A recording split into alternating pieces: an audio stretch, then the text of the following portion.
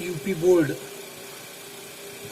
Class 10th subject math exercise 1.1 का question number 2। दर्शाइए कि कोई भी धनात्मक विषम पूर्णांक 6q + 1, 6q + 3, 6q + 5 के रूप का होता है। तो इस क्वेश्चन को हल करने के लिए आप लोग जो मेरी पिछली वीडियो पड़ी हुई है उसे देख लें, और मैं समझता हूँ यदि वो वीडियो आप देख लेंगे तो आपको और भी अच्छी तरीके से ये क्वेश्चन समझ में आएगा। तो कोई भी धनात्मक विषम पूर्णांक की बात की है, सॉल्यूशन माना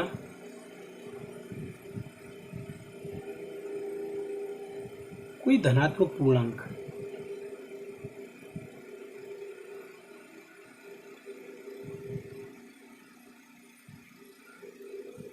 माना कोई धनात्मक पूर्णांक ए है। यहाँ पर देख रहे हैं पिछली वीडियो में मैंने a बराबर BQ + R, तो b का मान कितना आया, b का मान 6। मैंने पिछली वीडियो में बताया है कि a बराबर BQ + R, कोई भी धनात्मक पूर्णांक a होता है तो BQ + R की फॉर्म में लिखा जाता है। तो यहाँ b का मान 6 है, b का मान 6। तब a का मान कितना होगा,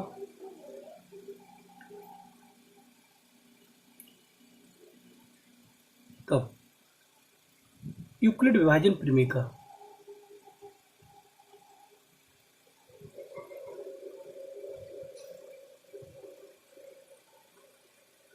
यूक्लिड विभाजन प्रमेय का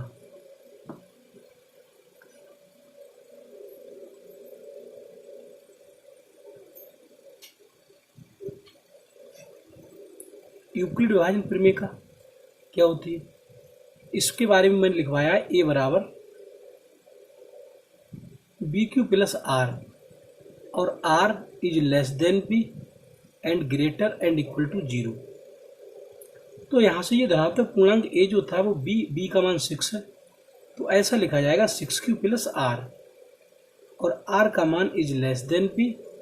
अब b के स्थान पे 6 लिख गए तो यहाँ 6 लिखे जाएंगे, b 6 से कम होगा और ग्रेटर इक्वल टू 0 ये होगा। अब यहाँ से प्रयोग करेंगे यूक्लिड विभाजन एल्गोरिथम का। यूक्लिड विभाजन एल्गोरिथम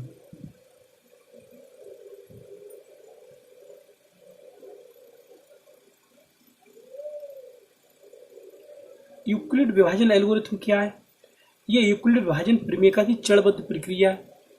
तो प्रथम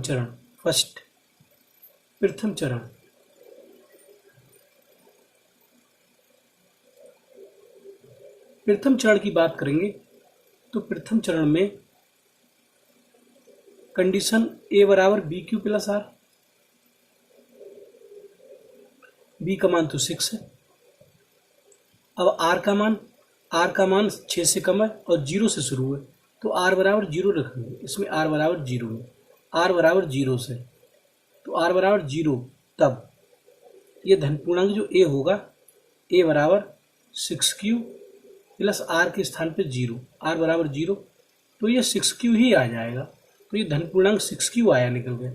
ये 6 2 से विभाजित है, जब ये 2 से विभाजित है तो ये तो एक सम संख्या है, तो यहाँ लिख देंगे जो कि 2 से विभाजित है। a बराबर 6q, a की वैल्यू 6q आई निकल गई, 6q जो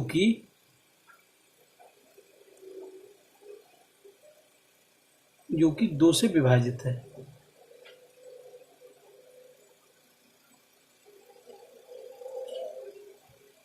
तो ये 2 से विभाजित है। आगे सेकंड, द्वितीय चरण,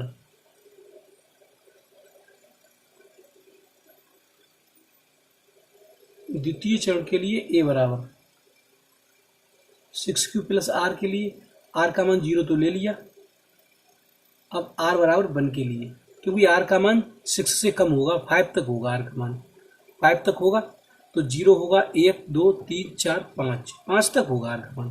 तो r बराबर ये 1 के लिए लिखा जा रहा है। r बराबर 1 के लिए a का मान जब लिखेंगे तो यहाँ से 6q प्लस r के स्थान पे 1। तो अब आपने देखा कि ये संख्या 6 से विभाजित हो जाएगी, सॉरी 6 से नहीं 2 से, तो ये 2 से विभाजित हो जाएगी, 2 3 6। लेकिन ये 1 2 से विभाजित नहीं होगा। जब ये संख्या 2 से विभाजित हो रही है, ये संख्या 2 से विभाजित नहीं हो रही है, तो इन दोनों का योगफल भी 2 से विभाजित नहीं होगा। तो यहां लिखेंगे जो कि 2 से विभाज्य नहीं है।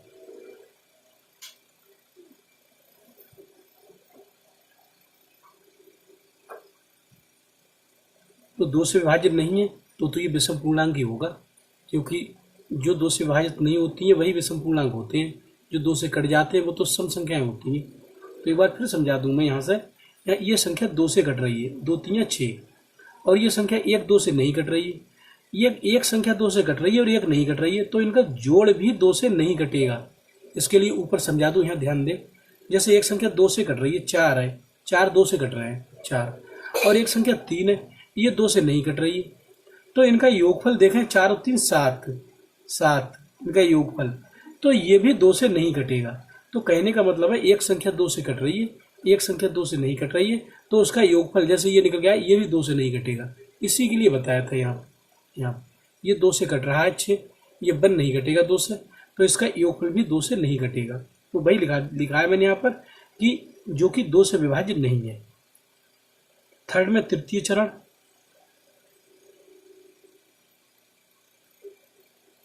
तृतीय चरण में r का मान 2 ले लेंगे, r का मान 0 ले लिया, 1 ले लिया, 2 ले लिया, r का मान 5 तक होगा क्योंकि यहाँ r 6 से कम है। तो यहाँ से a बराबर bq प्लस r, b के स्थान पे 6 है तो 6q प्लस r, तो यहाँ से a बराबर, यहाँ से 6q प्लस r के स्थान पे 2 ले लेंगे, r 2 ले लिया। जब r 2 ले लिया तो यहाँ से अब आप ध्यान दें, ये संख्या 2 से विभाजित है 6, और 2 भी 2 से विभाजित है, तो इनका योगफल भी 2 से विभाजित होगा। तो यहाँ लिख देंगे जो कि 2 से विभाजित है,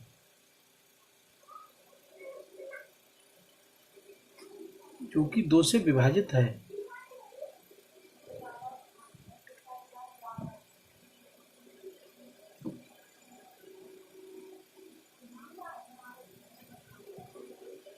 तो ये संख्या 2 से विभाजित हो जाएगी r बराबर 2 के लिए। अब r बराबर 3 के लिए देखेंगे, यहाँ लिख दे रहा हूं,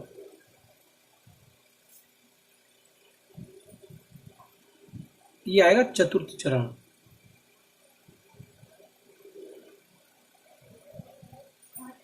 चतुर्थ चरण में a बराबर 6q प्लस r, वही कंडीशन देखेंगे, और ये r का मान इसमें 3 लिया जाएगा क्योंकि 2 तक हो गया है।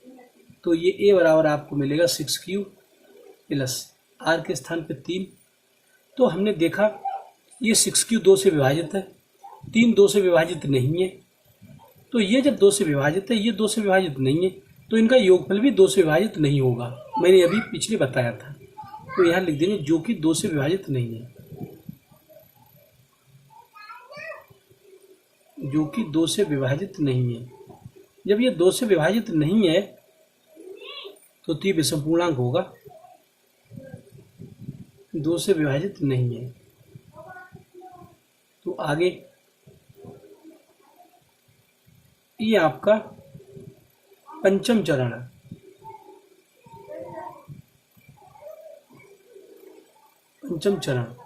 तो पंचम चरण में हम a बराबर bq प्लस r से, और इसमें r की वैल्यू 4 रखेंगे क्योंकि r की वैल्यू 3 तक रख दी हमने। तो ये हो जाएगा a बराबर b के स्थान पे तो 6q है ही, b के स्थान और r के स्थान पर 4। तो ये संख्या 2 से कट रही है 6q, 4 भी 2 से कट रहे हैं, तो इनका योगफल भी 2 से कटेगा।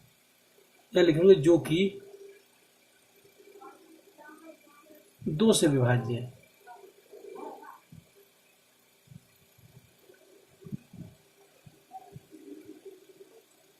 अब आपका 6 चरण,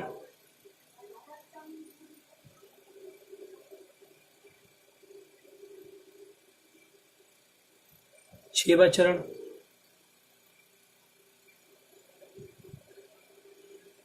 इसे षष्टम लिख देना। यहाँ मैंने 6 लिख दिया, षष्टम लिख सकते हैं। तो 6वें चरण में a बराबर बी क्यू प्लस आर से, और इसमें r बराबर 5 रख देंगे। 4 तक हो गए। तो इसमें a बराबर कंडीशन मिले, b के स्थान पर तो 6q है ही, b के स्थान पर 6q, तो ऐसा ही r के स्थान पर 5। तो हमने इसमें क्या देखा, इसमें ये संख्या 2 से विभाजित है, ये संख्या 2 से विभाजित नहीं है, तो इनका योगफल भी 2 से विभाजित नहीं होगा। तो लिखेंगे यहाँ पर जो कि 2 से विभाजित नहीं है।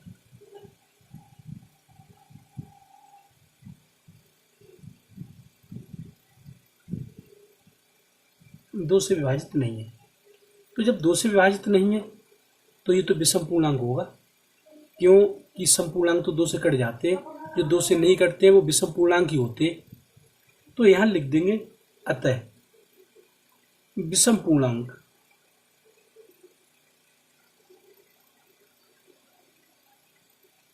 विषम धनात्मक पूर्णांक।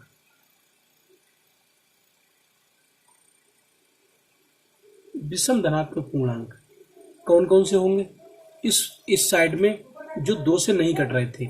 एक तो 2 से ये नहीं कट रहा था, 2 से विभाजित नहीं था ये, तो ये था 6q + 1। एक तो ये था 6q + 1, और एक 2 से ये नहीं कट रहा था, ये नहीं कट रहा था, ये जो कि 2 से विभाजित नहीं था, तो ये भी विषम ही है। तो ये हो गया आपका 6q + 3। एक 2 से ये नहीं कट रहा था, ये 2 से नहीं कट रहा था, 2 से विभाजित नहीं है ये 5 पर, तो एक हो गया आपका 6q + 5, ये 2 से नहीं कट रहा था। तो हमने देखा कि जो विषम धनात्मक पूर्णांक है वो 6q + 1 या 6q + 3 या 6q + 5 के टाइप के होंगे। क्वेश्चन में भी यही पूछा था। इधर क्वेश्चन एक बार और दिखा दूं, दर्शाइए कि कोई भी धनात्मक विषम पूर्णांक 6q + 1, 6q + 3, 6q + 5 के रूप का होता है। तो यहाँ हमारे ये धनात्मक विषम पूर्णांक यही आए, ये क्वेश्चन प्रूफ हो गया। यहाँ लिख देंगे अतः सिद्ध हुआ, अतः सिद्ध हुआ। तो ये क्वेश्चन कंप्लीट हुआ। तो मैं समझता हूँ ये क्वेश्चन समझ में आ गया होगा। आप इसे एक बार दोबारा देख लें, कॉपी पर इसके नोट्स बना लें, इसके भी कॉपी पर नोट्स, जो भी मैं पढ़ा रहा हूँ उसके कॉपी पर चैप्टर वाइज नोट्स बना लें। मैं एक एक क्वेश्चन कराऊंगा एक्सरसाइज का, और जो क्वेश्चन सरल होगा या एक जैसे टाइप के होंगे उसे मैं नहीं कराऊंगा। तो वैसे तो सभी क्वेश्चन कराऊंगा, तो इनके नोट्स आराम से बना लें, लिख लें। मैंने स्पष्ट तरीके से सारी चीज़ इसमें समझा दी है और लिख दी है। इससे पहले की जो वीडियो थी, जो चैप्टर की स्टार्टिंग थी, वो सभी बच्चे जरूर देख लें एक बार, उससे बहुत ज़्यादा समझ में आएगा। तो आज की इस वीडियो में इतना ही। धन्यवाद।